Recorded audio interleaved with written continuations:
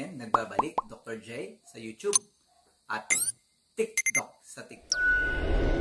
Very interesting ang topic kasi high blood, hypertension, so uncontrolled blood pressure. So I've seen patients na nagtatrabaho sa call center and then balik ng balik, check up siya ng pa-check up. Halos weekly, nagkikita kami kasi, Dok, laging mataas ang blood pressure ko. Dok, pinauwi ako sa work kasi nag-shoot up ang blood pressure ko. Sumakit yung batok ko, nahilo ako, and then dinala ako sa clinic, and then mataas ang blood pressure, kaya pinauwi ako. Dok, kailangan ko ng med-cert. So, marami tayong cases na ganyan, na uncontrolled yung blood pressure. Umiinom naman sila ng gamot. So, may gamot sa umaga, minsan may gamot pa sa gabi. So, ibig sabihin, kompleto naman ng coverage. And yet, mariregulate mo yung BP and then babalik sa'yo after ilang linggo, mataas na naman. So, ano ba yung nagiging dahilan? And then, pag kinakausap natin sila, is hindi sila nakakakuha ng tamang tulog or adequate sleep. Ayon sa recommendation, dapat ang tulog natin aabot sa 7 hours sa isang araw. So, 7 hours, 7 oras. So, sino ba ang nakakakompleto ng 7 hours na sleep sa loob ng isang araw? So, medyo konti lang siguro. Kasama mo na dyan yung mga pasyente nating seniors na nahihirapan ng kunin yung kanilang tulog. Second, hindi lang kulang sa tulog, kundi kulang sa quality ng sleep. So, yung saktong sleep talaga na malalim, mahimbing. So, kailan ka ba nagkaroon ng isang mahimbing na pagtulog? So, isa rin yan. So, ito yung nagiging dahilan kung bakit nagkakaroon ng pagtaas ng blood pressure. Pagpuyat, high blood. And then next, pagtulog tayo, ang BP natin dapat nagda-drop by more than 10%.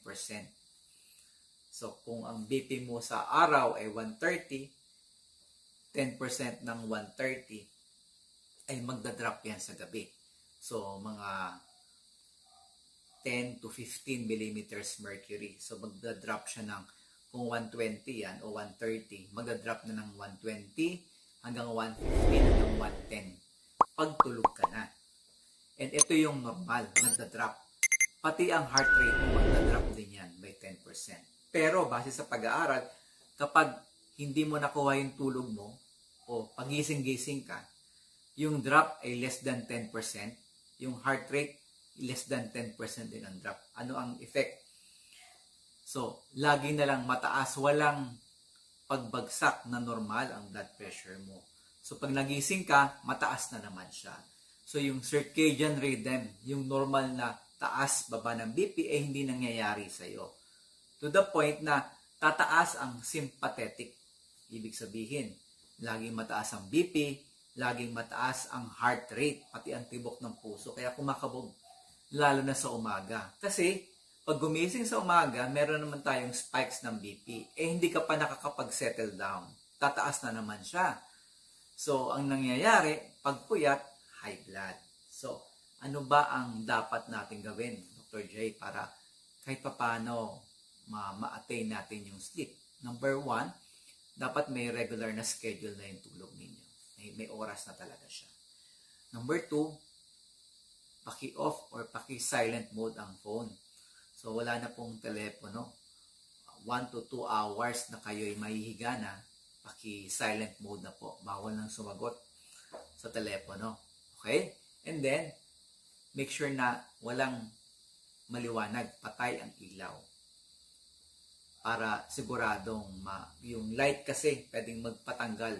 Lalo na yung nagsi-cellphone bago matulog o nanonood ng TV bago matulog. Pwedeng matanggal po yung antok ninyo gawa ng ilaw o liwanag galing doon sa screen. And of course, kailangan meron kang exercise.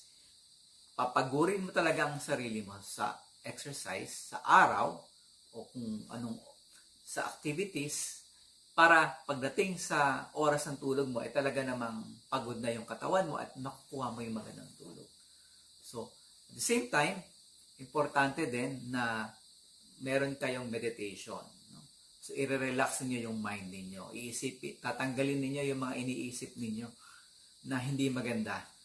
So, in that way, marirelax yung mind ninyo. And then, warm shower para makuha ninyo, mag-relax yung mga muscles niyo sa katawan.